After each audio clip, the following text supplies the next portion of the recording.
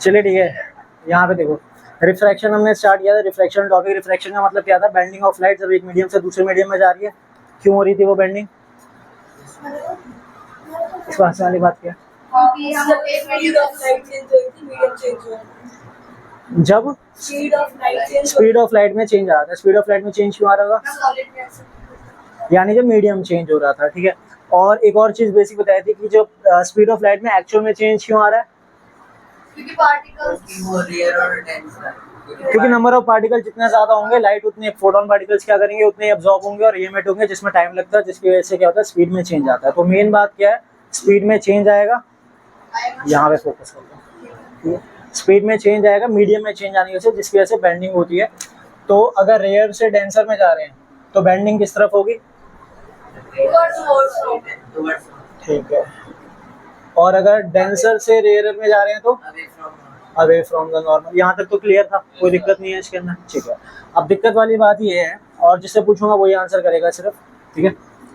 मान लेते हैं ये हमारी ग्लास स्लैब है, बाहर एयर है, ये ग्लास स्लैब है, तो मीडियम क्या हो गया आपका? डेंसर हो गया ना ये वाला, ठीक है। अगर अब incident ray fall normally on the glass slab, तो कहाँ पे होगी bending? Option number 1, option number 2, option number 3, A B C। Bending कहाँ पर होगी? यहाँ ध्यान दो, यहाँ ध्यान दो। हाँ जी बताइए, A B C में कहाँ पे होगी बेंडिंग? ए। आपका क्या? भाई देखो ऐसा है, नॉर्मली फॉल कर रही है, ये वाली लाइन हमारी क्या है? नॉर्मल है, और इंसिडेंट रे भी इसके ऊपर फॉल कर रही है। तो जब परपेंडिकुलर फॉल करती है, 90 डिग्री पे फॉल करते हैं, तो कोई बेंडिंग नहीं होती, वो बिल्कुल सीधी चली जाएगी। तो ये रे आपकी सीधी जाएगी और यहाँ से भी आपकी बाहर सीधी ही निकलेगी, समझे? तो ऑप्शन क्या हो गया आपका? सी। रीजन समझ आया क्या है सी का? कोई बात नहीं। तो अगर जैसे प्लेन मिरर में क्या था, अगर इंसिडेंट रे फॉल करती है परपेंडिकुलर प्लेन मिरर के ऊपर, तो एंगल ऑफ इंसिडेंस क्या हो जाएगा? 0, और एंगल ऑफ रिफ्लेक्शन भी क्या हो जाएगा? 0। तो इस केस में भी अगर इंसिडेंट रे आपकी क्या कर रही है? परपेंडिकुलरली फॉल कर रही है, तो कोई भी रिफ्रैक्शन या बेंडिंग है, क्योंकि क्या हो रहे हैं, सारे पार्टिकल एक ही टाइम पे एंटर हो रहे हैं, तो सबकी स्पीड क्या होगी? एक साथ चेंज होगी, इसलिए इसमें कोई भी बेंडिंग नहीं होगी। उसमें क्या हो रहा था, जब पार्टिकल ऑब्लिकली या फिर एंगल के साथ आ रहे थे, तो इस वाले की क्या हो रही थी? स्पीड कम हो गई। जब इसकी स्पीड कम होगी तो यहाँ पे ड्रैग हो रहा था, जिसकी वजह से बेंडिंग हो रही थी। तो इसमें सारे पार्टिकल एक साथ जा रहे हैं, जिसकी वजह से बेंडिंग नहीं होगी। यहाँ तक समझ आ गया? फिर एक हमने टर्म करी थी रिफ्रैक्टिव इंडेक्स। क्या था रिफ्रैक्टिव इंडेक्स? पढ़ाई नहीं है ना? हाँ जी। Ratio speed of light in basically refractive index है क्या? रिफ्रैक्टिव इंडेक्स आपका ratio of speed of light है दो मीडियम का, यानी एक मीडियम से जब दूसरे मीडियम में जा रही है, तो स्पीड ऑफ लाइट में कितना फर्क आ रहा है, कितनी कम या कितनी ज्यादा हो रही है, वो उसका रेशियो बता रहा है। तो जितना रिफ्रैक्टिव इंडेक्स कम होगा, जैसे फॉर एग्जांपल आपके पास है 1.5, 2.5 और 3.5 रिफ्रैक्टिव इंडेक्स है तीनों। सबसे कम रिफ्रैक्टिव इंडेक्स किसका है? 1.5 का है, तो यानी इसमें सबसे कम बेंडिंग होगी। इसका रिफ्रैक्टिव इंडेक्स सबसे ज्यादा, यानी इसमें सबसे ज्यादा बेंडिंग होगी। क्लियर है ये चीज? ठीक है। अब ये कुछ टर्म्स हैं, जैसे कि ऑप्टिकल डेंसर, ऑप्टिकल रेयर या मास डेंसर या मास रेयर। इनका क्या मतलब है? ऑप्टिकल डेंसर का मतलब क्या हो गया? डेंसर तो समझते हो क्या हुआ? जिसमें नंबर ऑफ पार्टिकल्स ज्यादा है। रेयर मतलब जिसमें नंबर ऑफ पार्टिकल्स कम है। ऑप्टिकल डेंसर का मतलब ये है कि उसमें लाइट जो है बहुत ज्यादा बेंड कर रही है, ठीक है ना? इसमें बेंडिंग ज्यादा होगी, यानी इसका रिफ्रैक्टिव इंडेक्स क्या होगा? ज्यादा होगा। इसमें बेंडिंग कम होगी, यानी रिफ्रैक्टिव इंडेक्स कम होगा। मास डेंसर का मतलब हो गया यानी मास के अकॉर्डिंग, जैसे कि आयरन जो है वो मास डेंसर हो गया आपका, पानी में क्या कर जाएगा? सिंक कर जाएगा आपका, वो मास डेंसर हो गया। उसमें ऑप्टिकल से कुछ लेना देना नहीं है, ऑप्टिक्स यानी लाइट से लेना देना कुछ नहीं है इसके अंदर। क्वेश्चन जो इसके अंदर आता है मेन वो लिखो क्वेश्चन साथ के साथ। Is it possible for an object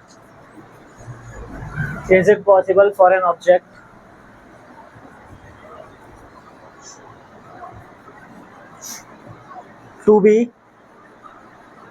mass denser but not optical denser?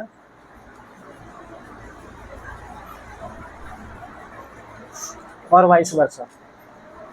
Question ये कह रहा है क्या ऐसा पॉसिबल है जो ऑब्जेक्ट ऑप्टिकल डेंसर है वो मास डेंसर भी होगा? मास डेंसर यानी मास के हिसाब से नॉर्मल डेंसिटी हम पढ़ते हैं, ऑप्टिकल डेंसर मतलब लाइट की डेंसिटी के हिसाब से इसमें बेंडिंग ज्यादा हो रही है। तो क्या ऐसा पॉसिबल है जिसमें बेंडिंग ज्यादा होगी वो उसकी डेंसिटी भी ज्यादा होगी?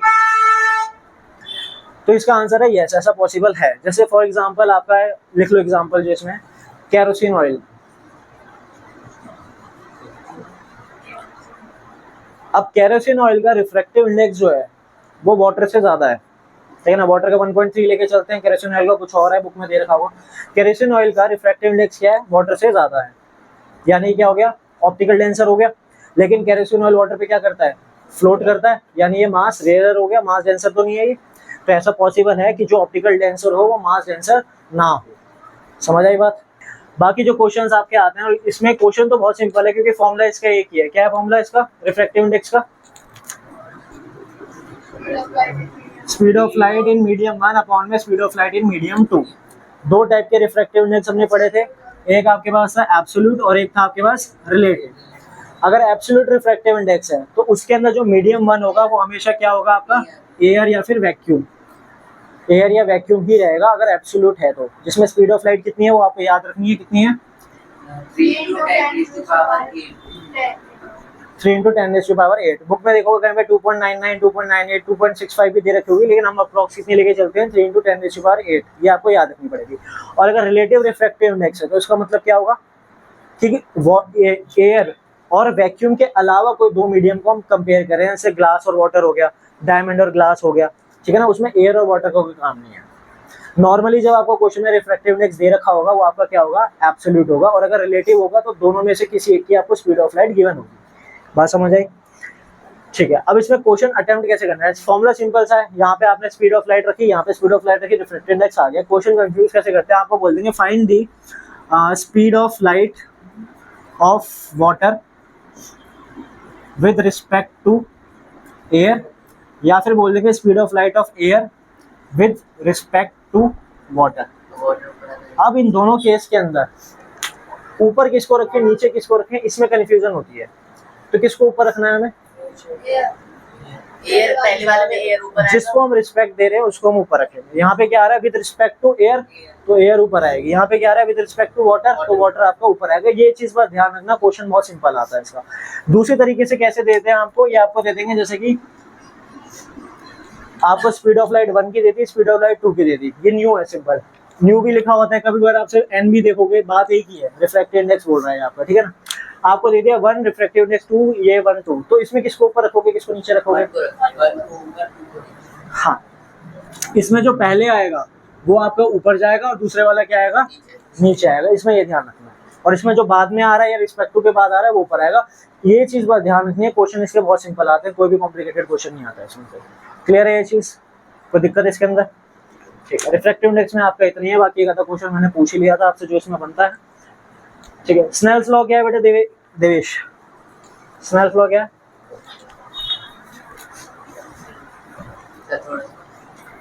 थोड़ा थोड़ा ही बता दो, बाकी जोड़ लेंगे सारे। स्नेल्स लॉ क्या है?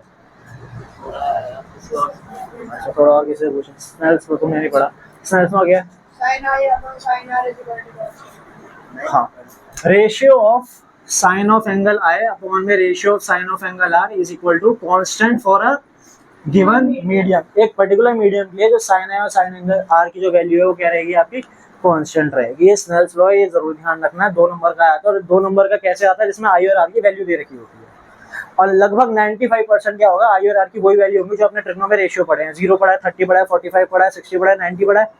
अगर इसके अलावा कोई आएगी, जैसे 67 आ गई, 137 आ गई, तो उसमें उसको दे रखा होगा ब्रैकेट में कि इसकी वैल्यू ये है, और आपको सीधा पुट करना होगा, अलग से कुछ नहीं आएगा इसमें। क्लियर है यहाँ तक? ठीक है, बाकी स्कूल वाले कुछ भी कर सकते हैं, उसको मुझे भरोसा नहीं है। ठीक है, ये हो गया। अब इसके बाद हम इसमें बात करेंगे लेंसेज की। मिरर क्लियर थे? कन्वर्जिंग मिरर कौन सा है? कनकेव है, ठीक है। और कन्वेक्स का एक यूज बताओ,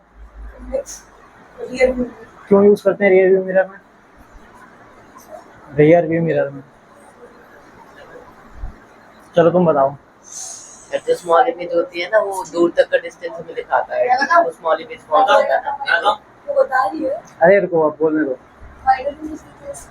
वाइडर इमेज देता है और आधा आंसर इतना मिलाएंगे डिमिनिश इमेज। डिमिनिश इमेज मिलती है हमें वर्चुअल और डिमिनिश। हमने जो कन्वेक्स में पढ़े कहीं पे भी ये था पोजीशन में कि वाइडर मिल रहा है या ऐसा कुछ, हमारे क्या था वर्चुअल और डिमिनिश। क्योंकि वर्चुअल और डिमिनिश इमेज बनती है इसलिए जो फील्ड ऑफ व्यू है वो क्या मिलता है आपको, वाइडर मिलता है, इसलिए रियर व्यू में हम यूज करते हैं, ठीक है ना। कनकेव का कोई एक यूज, मेकअप वाला मेरा, ठीक है जी। शेविंग नहीं, टॉर्च में कर सकते हैं। टॉर्च में यूज होता है, ठीक है। रिफ्लेक्टर जो होता है, ठीक है, हेडलाइट्स में यूज होता है, शेविंग में होता है। पार्किंग में क्या होता है, अरे सर एक बड़ा सा मिरर होता है। पार्किंग में जो मिरर होता है कौन सा होता है वो कन्वेक्स होता है, ठीक है ना। ईएनटी डॉक्टर यूज करते हैं, यहाँ पे पहने रखते हैं वो गोल सा। और डेंटिस्ट लोग यूज करते हैं दांतों में झांकने के लिए, छोटा सा मिरर होता है आपका, ठीक है ना। कनकेव होता है। कन्वेक्स के आपने 2-3 ही पढ़े हैं। बल्ज आउट मिरर होता है वो आपका, एक तो यूज होगा कहाँ पे, पार्किंग लॉट्स में यूज होता है, मॉल्स में यूज होता है, मेट्रोस में यूज होता है, और आपका एटीएम्स में यूज होता है। बिल्कुल सही। बेसिकली हाँ, कुकिंग या नहीं, वो सोलर कुकर में कनकेव है, कन्वेक्स नहीं है आपका। अब बात करेंगे हम लेंसेज की। लेंसेज भी 2 टाइप के हैं आपके पास, कनकेव और कन्वेक्स, ठीक है ना। नॉर्मली इस तरीके से हम बनाते हैं, ये आपका कन्वेक्स है, और इस टाइप से हम बनाते हैं, ये क्या है आपका कनकेव। अब लेंस ऐसे तो दिखते नहीं है, आप सबने लेंस पहन रखे हैं ना, ऐसे तो दिखते नहीं। तो बेसिकली ये जो आप देख रहे हो ना, ये लेंस का साइड व्यू है, ये फ्रंट व्यू हो गया। हम जो बना रहे हैं किस तरीके से बना रहे हैं, साइड व्यू से बना रहे हैं। ये होता है आपका कन्वर्जिंग, यानी इसमें जो कन्वेक्स होगा वो आपका क्या होगा, कन्वर्जिंग होगा, और जो आपका कनकेव है वो आपका क्या है, डाइवर्जिंग है। मतलब क्या है इसका, अब इसमें क्या रिफ्लेक्शन नहीं हो रहा है, इसमें क्या हो रही है, बेंडिंग हो रही है, यानी लाइट जाएगी आगे लेकिन क्या होती है, बेंड होती हुई जाएगी। आपकी रे ऐसे आएगी, आपको चाहो तो डॉटेड डॉटेड रे डायग्राम में भी दिखा देना, क्योंकि बेंडिंग जो दिखाओगे मिड पॉइंट से दिखाओगे, कहाँ से, यहाँ से मिड से दिखाओगे, यहाँ तक ऐसे आएगी। उसके बाद आपकी ये कन्वर्जिंग है तो क्या हो जाएगी, ये ऐसे कन्वर्ज हो जाएगी, ये कन्वर्जिंग है तो क्या हो जाएगी, कन्वर्ज हो जाएगी। और कनकेव क्या है आपका, डाइवर्जिंग है, तो ये सीधी जाएगी हाफ पॉइंट तक, और उसके बाद ये आपकी डाइवर्ज हो जाएगी, ये भी आपकी डाइवर्ज हो जाएगी। यहाँ तक समझ आया, क्लियर है। अब ये इस तरीके से हम क्यों दिखाते हैं, इसका भी लॉजिक है, हालांकि पेपर में नहीं पूछेंगे बच्चों। हाँ उसमें भी करेंगे ना, अब रे डायग्राम थोड़ा स्टार्ट किए हैं, तो बस बता रहा हूँ कन्वर्जिंग डाइवर्जिंग क्या हो रहा है। अब इसका लॉजिक समझ लो कि हम इसको ऐसे क्यों लेते हैं, ये कनकेव आपका डाइवर्जिंग क्यों है, कन्वेक्स आपका कन्वर्जिंग क्यों है।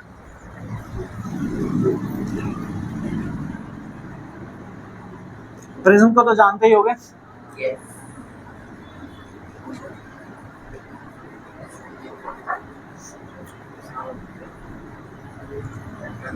हमें पता है जब प्रिज्म में ऐसे लाइट जाएगी, ये अंदर ट्रैवल करती है और ऐसे बाहर निकलती है, है ना। तो अब जो ये आपका थोड़ा, अगर आप इसको देखो तो कैसे अलाइन हो रखा है, ये कन्वेक्स की फॉर्म में अलाइन हो रखा है। तो इसमें क्या है, लाइट सीधी जा रही है, क्या हो रही है, कन्वर्ज। अब यहाँ पे ये उल्टा रखा हुआ है, तो इसमें भी लाइट आपकी ऐसे आएगी, सीधी आएगी, और क्या हो जाएगी, कन्वर्ज। तो ये जो प्रिज्म को आपने इस तरीके से जब अरेंज कर रखा है, तो ये जो अरेंजमेंट है ये आपकी किसकी है, कन्वेक्स की अरेंजमेंट है। कनकेव में क्या हो जाएगा,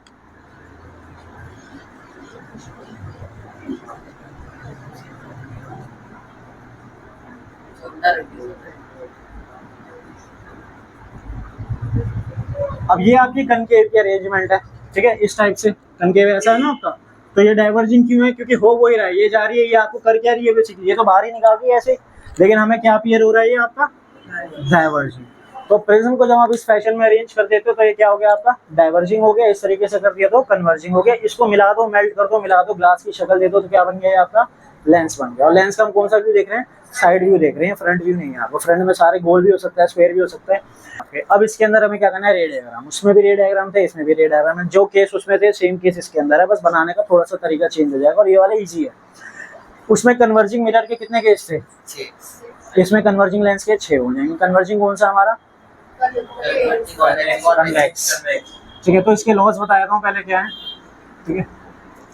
अब इसको आप इस तरीके से इमेजिन करो, ये एक आपका स्फीयर और ये आपका स्फीयर, ठीक है ना।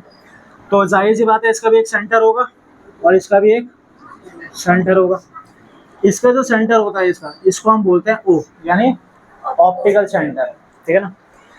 ये आपका सेंटर ऑफ कर्वेचर, ये भी आपका सेंटर ऑफ कर्वेचर। अब यहाँ पे हम सी ना लिख के हम क्या लिखते हैं, 2f लिखते हैं। क्या आ जाएगा ये 2f, क्यों लिखते हैं वो भी सिंपल सा रीजन है। और ये आपका क्या है f, ये आपका क्या है F। इसमें दोनों तरफ बनते हैं आपको, क्योंकि दोनों तरफ सर्कल है, ठीक है ना इसमें। तो अब ये 2F क्यों लिखा है, क्योंकि जो कर्वेचर भी क्या था, डबल ऑफ फोकल लेंथ ही था। रेडियस और कर्वेचर ऑफ फोकल लेंथ में रिलेशन क्या है, डबल होता है उसका। तो यहाँ पे हमने क्या लिख दिया, 2F लिख दिया। यहाँ तक कोई दिक्कत क्लियर है। अब इसके अंदर पहला लॉ ये है कि जो भी रे पैरेलल जा रही है वो कहाँ से पास हो रही थी, तुम क्या कर रहे हो उसमें बार बार, यहाँ ध्यान दो।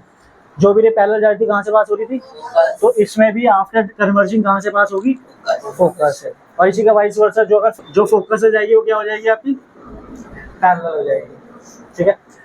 सी से उसमें कुछ भी नहीं हो रहा था, इसमें ऑप्टिकल सेंटर से कुछ नहीं होगा। ये क्या, ऑप्टिकल सेंटर से जाएगी बिना रिफ्लेक्शन के सीधी सीधी चली जाएगी। क्लियर है यहाँ तक। अब इसके रे डायग्राम बनाते हैं। जो केस उसमें थे सेम केस इसमें है। पहला केस क्या था उसमें, एट इंफिनिटी वाला।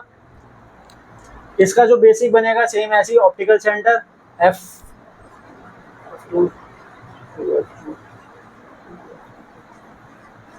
ठीक है।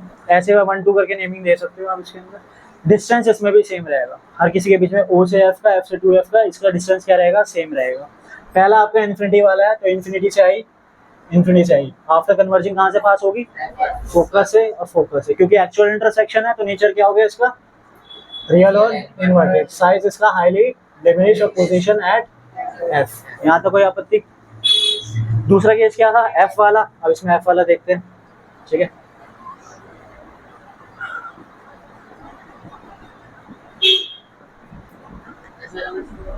हाँ जी, F पे रखेंगे तो एक आपकी स्ट्रेट जाएगी, स्ट्रेट जाने का कहाँ से पास होगी आपकी, और दूसरी कहाँ से पास कराएंगे, ऑप्टिकल सेंटर से।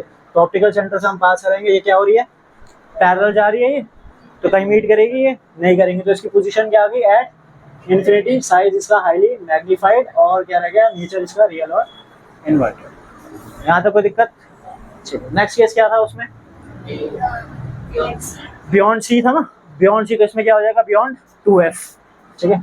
और कहाँ पे बन रही थी उस केस में, बियॉन्ड सी वाले केस में कहाँ बन रही थी, बियॉन्ड F 2F, मतलब बियॉन्ड सी वाले में बिटवीन C एंड F। तो इसमें कहाँ पे बननी चाहिए, बिटवीन F एंड 2F, ठीक है। तो बियॉन्ड सी हम रख लेते हैं, एक लगाई पैरेलल, और कहाँ से पास करेंगे इसको, फोकस से। और एक आपकी जाएगी ऑप्टिकल सेंटर से, optical centre, optical centre, optical centre, optical centre. तो यहाँ पे आपकी क्या हो गई, कन्वर्ज हो गई। नेचर क्या है इसका, रियल इन्वर्टेड, क्योंकि एक्चुअल इंटरसेक्शन है। साइज इसका क्या है, डिमिनिश, और पोजीशन क्या है, बिटवीन F एंड 2F। कोई दिक्कत यहाँ तक क्लियर है। अब इसका वही, जब अब बिटवीन C एंड F रखेंगे, यानी F और 2F, तो कहाँ बनेगी, बियॉन्ड 2F बनेगी। जब 2F पे रखेंगे तो कहाँ पे बनेगी, 2F पे, क्योंकि C पे रखते तो C पे बनती थी, इसमें 2F पे रखेंगे तो 2F पे बनेगी, सेम साइज वगैरह रहेगा। क्लियर है, बनाइए।